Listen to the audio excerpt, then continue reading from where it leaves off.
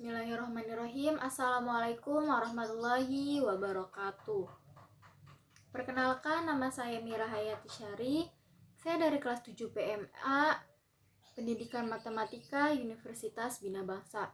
Di sini saya akan menjelaskan tentang ilmu dalam strategi insani. Langsung saja, ilmu dan moral. Sebelumnya kita akan membahas pengertian dari ilmu. Nah, ilmu menurut KBBI adalah pengetahuan tentang suatu bidang yang disusun secara bersistem menurut metode tertentu yang dapat digunakan untuk menerapkan gejala tertentu di bidang pengetahuan. Jadi, ilmu dapat dikatakan sebagai pengetahuan yang berdasarkan pada kenyataan dan telah disusun dengan baik. Selanjutnya, pengertian moral. Moral berasal dari bahasa Latin mores, yaitu jamak, dan dari kata mos yang berarti adat atau kebiasaan. Di dalam Kamus Umum Bahasa Indonesia dikatakan bahwa moral adalah penentu baik buruk terhadap perbuatan dan kelakuan. Selanjutnya, moral dalam arti istilah adalah suatu istilah yang digunakan untuk menentukan batas-batas dari sifat kehendak, pendapat, atau perbuatan secara layak dapat dikatakan benar, salah, baik, dan buruk. Nah, jadi dalam pengertian moral ini, yang dimaksudkan adalah ketika seseorang mengetahui perbuatannya itu atau perlakuannya itu baik atau tidak, dan benar atau salah. Nah, itu yang dimaksudkan dengan dari pengertian moral. Nah, pengembangan ilmu dan etika. Ilmu adalah hal-hal yang dapat diketahui keseluruhannya dari kebenaran-kebenaran yang terkait antara satu dan yang lainnya secara sistematis. Nah, jadi pada ilmu ini, satu metode untuk mendapatkan sebuah pengetahuan. Nah, jadi kita dapat mencari pengetahuan dari suatu ilmu. Selanjutnya adalah etika. Etika berasal dari bahasa Yunani, yaitu ethos, dalam bentuk tunggal yang berarti kebiasaan. Etika merupakan dunianya filsafat, nilai, dan moral yang mana etika bersifat abstrak serta berkenaan dengan persoalan baik dan buruk. Nah, jadi etika dan moral ini hampir sama ya, yaitu tentang baik dan buruknya. Tetapi kalau misalkan moral itu biasanya dari kebiasaan adat-adat tertentu. Kalau etika itu cara pelaksanaannya. Seperti etika dalam makan, tidak boleh sambil berbicara, atau etika dalam berbicara dengan orang tua, seperti itu. Selanjutnya yaitu sifat-sifat ilmu. Yang pertama, rasional, yaitu pemikiran yang berlangsung dalam ilmu itu harus dan hanya tunduk pada hukum-hukum logika. Yang kedua, empiris, yaitu yang didapatkan harus dapat ditundukkan pada verifikasi panca indera manusia. Nah, jadi yang dimaksud dengan empiris itu yang harus bisa dilihat maupun dibicarakan dengan langsung. Selanjutnya adalah sistematis, yaitu fakta yang relevan itu harus disusun dalam suatu kebulatan yang konsisten. Jadi ilmu itu harus dicari dengan atau berdasarkan fakta-fakta yang ada, dan harus dicari lebih mendalam lagi kebenarannya, apakah itu memang benar-benar terjadi atau tidak, disertakan dengan fakta. Dan tidak lupa pula sang peneliti itu harus bertanggung jawab dengan apa yang disampaikan dan apa yang ia dapat. Selanjutnya, umum, harus dapat dipelajari oleh setiap orang, tidak bersifat esoterik. Nah, jadi umum ini, ilmu ini bisa dinikmati oleh semua orang, bisa dipelajari oleh semua orang, bukan hanya pada kaum tertentu saja. Selanjutnya, akumulatif, yaitu kebenaran yang diperoleh selalu dapat dijadikan dasar untuk memperoleh kebenaran yang baru.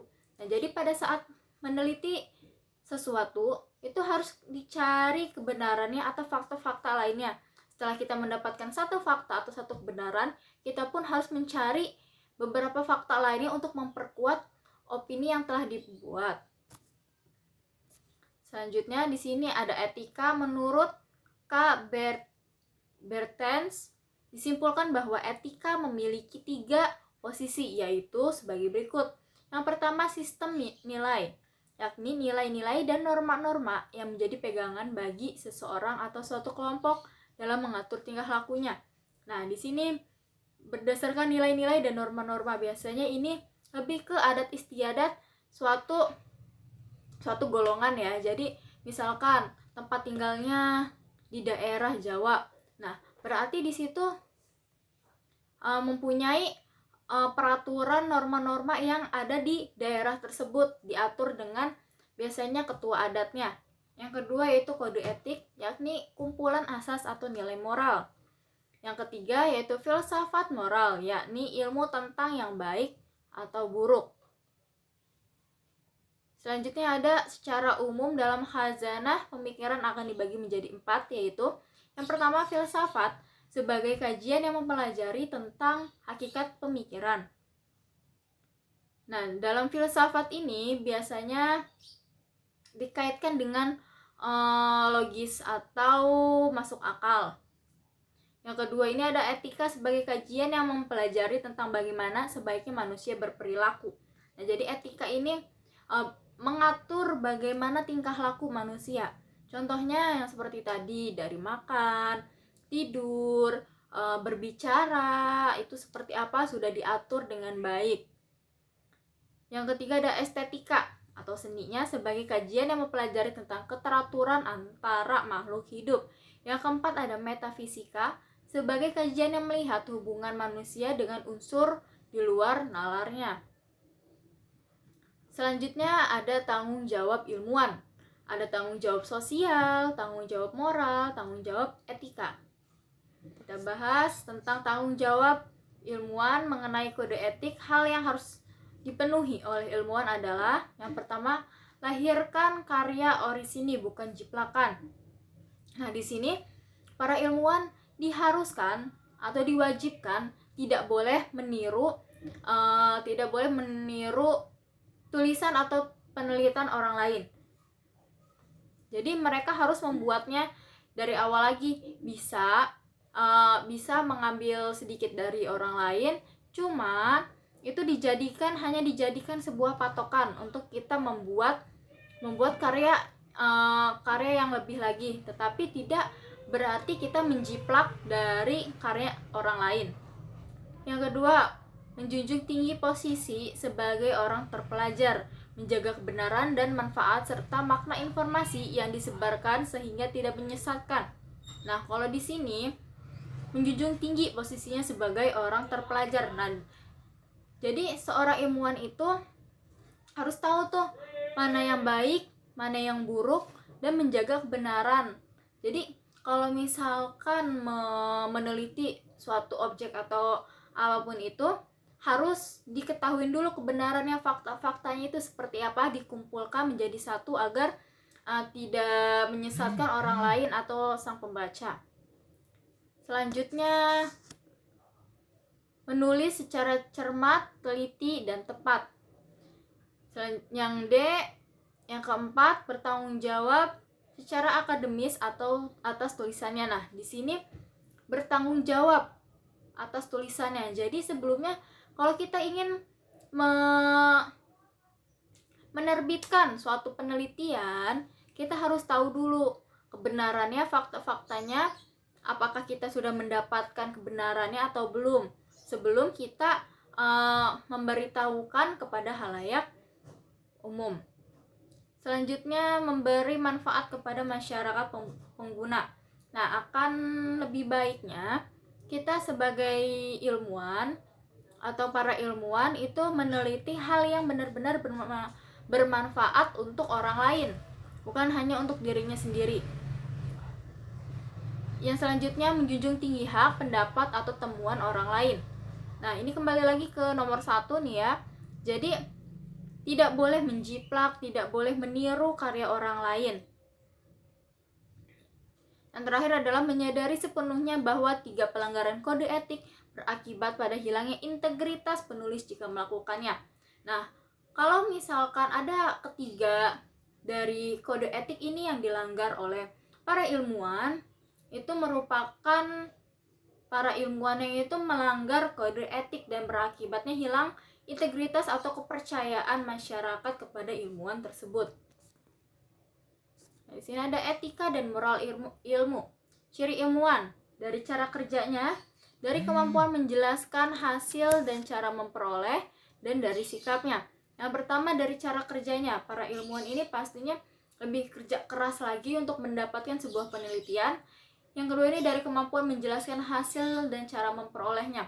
Nah, di sini ilmuwan pasti menjelaskan fakta-fakta yang sudah dia dapat dari penelitiannya, dan pastinya mereka akan menjelaskan hasilnya itu seperti apa, apakah berhasil atau tidak, dan apakah penelitiannya itu berdasarkan kenyataan atau tidak. Dan dari sikapnya, kembali lagi ke kode etik ya, dia tidak boleh menjiplak hasil karya orang lain.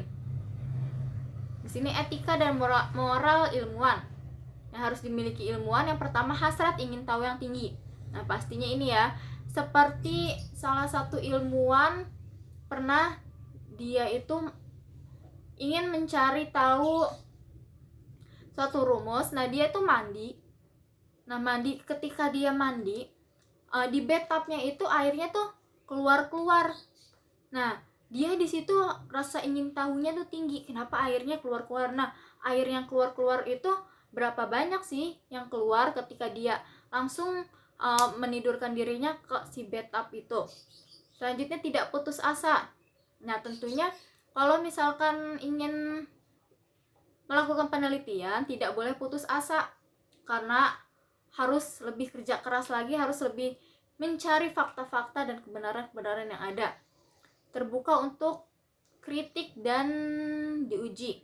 Nah, berarti para ilmuwan juga harus menerima pendapat-pendapat, tapi harus disaring juga, tidak boleh terlalu kebawa ke sana dan ke sini. Selanjutnya, menghargai dan menerima masukan, jujur, kritis, kreatif, sifat positif, rendah hati, hanya menyimpulkan dengan data memadai. Di sini ada peran dan fungsi ilmuwan. Sebagai intelektual, yaitu ia berperan sebagai ilmuwan sosial yang selalu berdialog dengan masyarakat dan terlibat di dalam intensif dan sensitif. Selanjutnya, sebagai ilmuwan, ia akan selalu mencoba dan berusaha untuk memperluas wawasan teoritis, memiliki keterbukaan terhadap kemungkinan dan penemuan baru dalam bidang keilmuan. Selanjutnya, sebagai teknikus, ia akan tetap terus menjaga keterampilannya dan menggunakan instrumen yang tersedia dalam disiplin ilmu yang dikuasai.